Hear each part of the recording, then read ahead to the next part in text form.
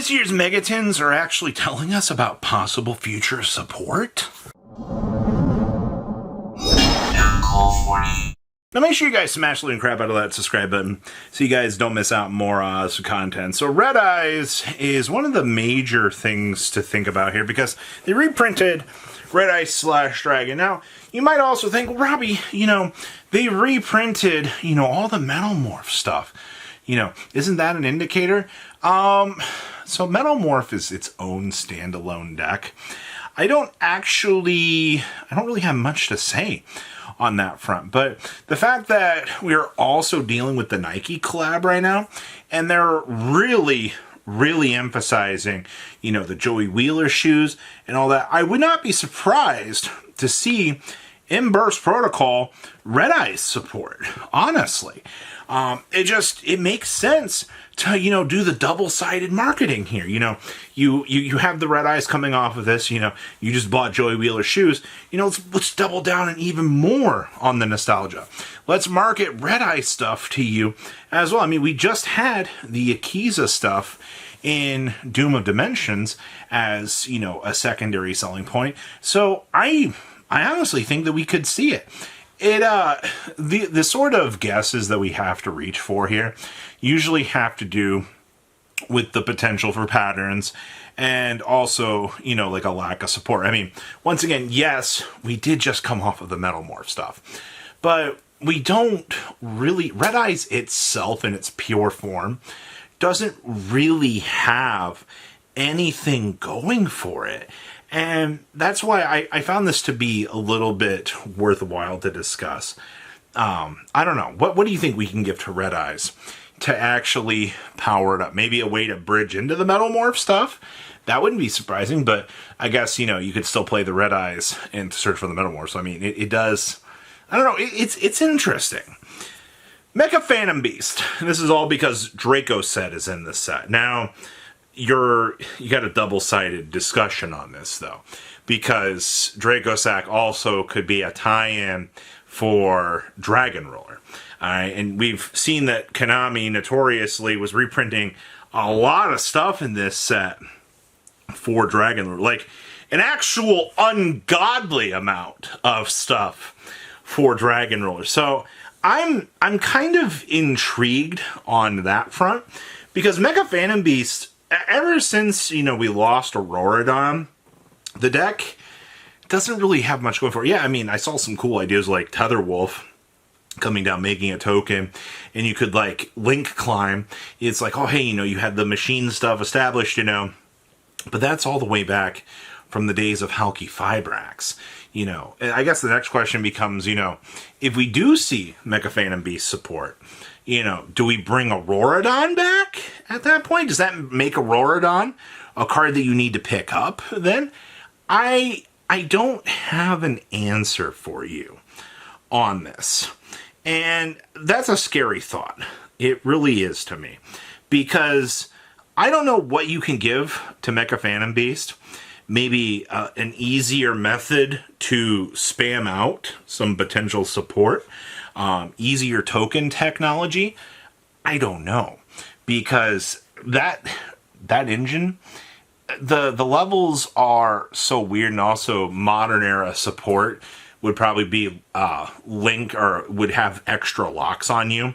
Like you wouldn't be able to do, like exceed plays or something during the turn that you use the new cards effect. Which would be a little bit terrible, but I could see that being a big one. Paleozoic. So, Paleozoic is in a really interesting spot in terms of its design because the Paleozoic cards were originally Korean exclusives from years ago. Now, you guys might not know this, but Korea at one point was able to make exclusive cards for their version of the game. You had the TCG exclusives, you had the Korean exclusives, and then you had Japan doing a lot of things. Well, at one point they told Korea, no, we're not allowing you guys to do anything anymore. Still to this day, I wish we got more of those sorts of things because it was very exciting to see, you know, how Korea was designing things. Now, obviously, Yu-Gi-Oh! Has the Chinese version of the game now, so that'd be technically 4 different versions of input that we could see. But with Paleo being an option here, I think a lot of this just has to do with trap decks in general. And Opabenia and, what is it, our other Exceed monster. Honestly, the way that Paleozoic played was very unique for its strategy. You know, you're summoning all these trap monsters, but you're also, you know, trying to do, like, overlay support. And also, you know, we just got Odeon support, so we're kind of in an era right now where it feels like Konami is trying to power up decks like the trap-based strategies. So I wouldn't be surprised to see if Konami looks at Paleozoic and goes, hey, we know that you guys haven't had anything in a long time. Here is maybe some sort of generic support to try to power you up, and everybody will be happy. If not, I don't think anybody out here is going to be disappointed with Paleo support, because that deck has always just been a pain in the butt. Imagine they got like a Torrential Tribute on a Paleo monster. It'd be crazy. The Danger reprints feel a little bit weird. So this is kind of an interesting takeaway. Danger's support in the second wave always felt very lackluster. And I think the reason for that was Konami realized that they messed up so hard with the wave 1 of the Danger monsters, because when those Danger monsters came out, they were some of the most broken support that we had seen in years. They warped the game in such a bad way that I think whatever true potential that we could have gotten for its second wave of support just has always felt a little bit disappointing. So to see that Konami TCG has been really hammering it in here, to the fact that they did a double dip on this, is the interesting part to me, because it makes me go, all right, so are we getting some support here in the future? Because it really feels like you're pulling this out in front of us and saying, hey guys, are we doing something? Or do you just genuinely believe that the Danger cards should be so circulated into the general populace that you're trying to push these as much as you are? I don't have an answer for you on that. I would be bold to say that this indicates a possibility of future support. That's usually a very clear thing. But I don't know. I find that when you're double dipping into things, we're usually pulling the cloth out and going, hey, Captain Obvious here, you know, pay attention to this. So there's that. And then the discussion of trap tricks getting future support. This one's always on the table, I think, with this community.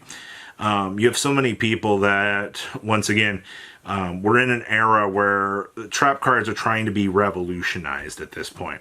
Konami has made it very apparent that they want people to interact with this sort of stuff and to, you know, basically experience, you know, the luxury of playing traps, the interactions.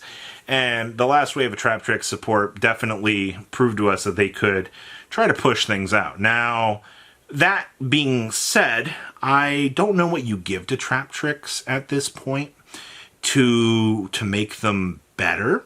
I just wanted to... We had to put them on the list because of, you know, all of the little interactions and things that have been popping up in these sets. And also, you know, we did get the Trap Tricks card that allowed you to access, you know, additional traps. So I don't know. I'm on the fence about what you could do with this, but it is 100% on the table right now that you could see another trap deck getting support. Honestly, Konami's really pushing the trap agenda. Why, like, you know, after Odeon and the trap monsters, I would not be surprised to see, you know, maybe we get another Trap Tricks trap monster. Who knows? But following patterns is one thing that I like to do best. And I think we've got a lot of marketing set up here from this set. And a lot of... Check this out. You guys have a good rest of your day, all right? Patrons! Thank you!